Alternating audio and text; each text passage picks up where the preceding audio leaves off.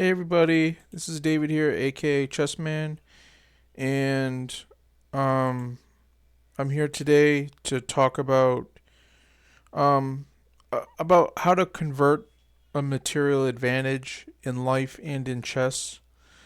Um, I really relate life to chess and vice versa, and um, I just felt like that's a good skill to have whether you're playing chess or life. Um, in chess, if it's hard to explain something about in life, I tend to start with chess. But in chess, having a material advantage means you have an extra pawn, an extra rook, an extra queen, and but the problem is just because you're up this material doesn't mean you've won the game. You still have to play strategically.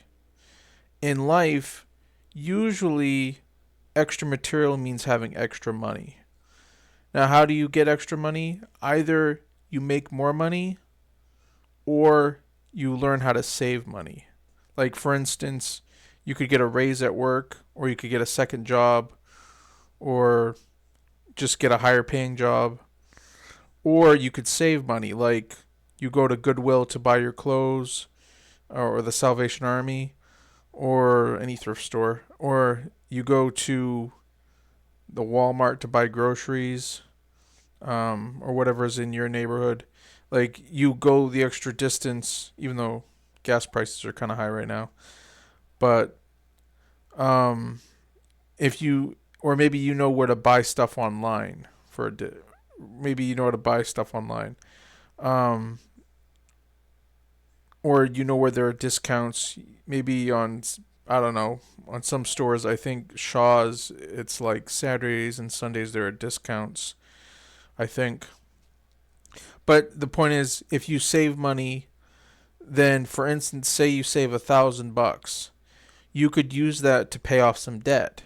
You could use that to pay off a credit card, and then you wouldn't be then that'd be $1,000 less of interest, or the interest on $1,000 would you'd have less interest that you'd be paying, and that would save you money. But the thing is, like in chess and in life, what you shouldn't do is say you're making an extra $1,000 a month. You shouldn't just raise the price of what you're already paying. You shouldn't like you shouldn't trade that material away for the same amount of stuff you have. Like you shouldn't move into a bigger apartment. You shouldn't buy a more expensive car. You shouldn't do those things because then you're not winning in life anymore. Unless, say, say, getting a more expensive car makes you more money somehow, or maybe if you're renting a nicer apartment, you can now do vlogs on YouTube, then maybe it's worth it. But it has to make you more money, or it has to bring you happiness. Sometimes happiness is worth it. In chess, happiness means you won the game. In life, I like to think it's also you won the game. It's just in life, it's hard to say when you've won. In chess, it's when you got checkmate.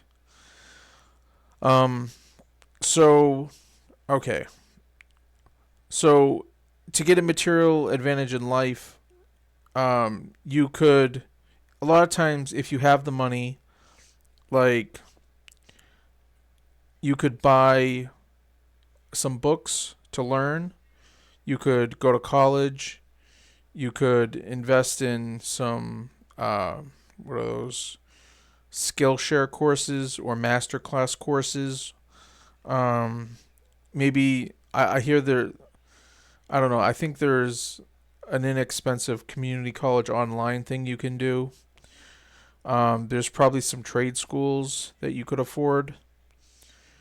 Um, but if you don't know what to do with it, my advice is to invest the money. Invest it in, if you can't think of anything else, invest it in the S&P 500, and you're almost guaranteed to make 10% of your money every year. So if you invested $1,000, you'd make $100 in a year. So if you did that every month, that wouldn't be too bad. And that's a way of increasing your advantage. Like in chess, like if you can trade your material but you win an extra pawn, then that's worth it. Um, so so in chess, if you have in chess specifically though, if you have a material advantage, you should, if you can, you should trade pieces and not pawns. If you're up a full rook, trading off the material, the remaining queens, knights, and bishops strips away your opponent's ability to complicate the game or make a surprise attack. So you boil the game down to an easily won endgame. That's kind of like paying off your bills. If you pay off your bills and what money you have left, just invest it. Invest it in the S&P 500 is my advice. But you should do your homework. So that's another thing. Maybe you buy investment books and then you learn about investing. Of course, really do your homework when it comes to investing. Um,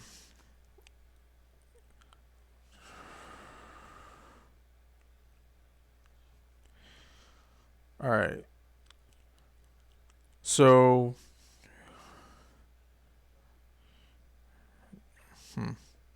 what else?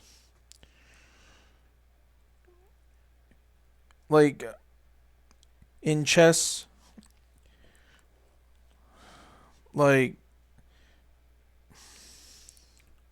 basically if you have a material advantage, you just trade down, and then all of a sudden you have your extra rook, and then it can deliver checkmate, or or you can get rid of the opponent's pawns, and then promote one of your pawns to a queen.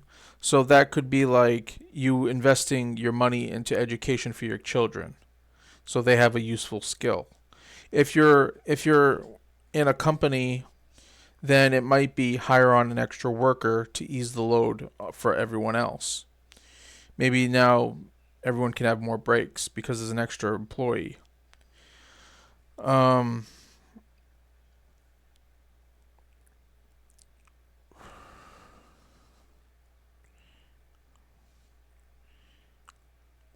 Also, um,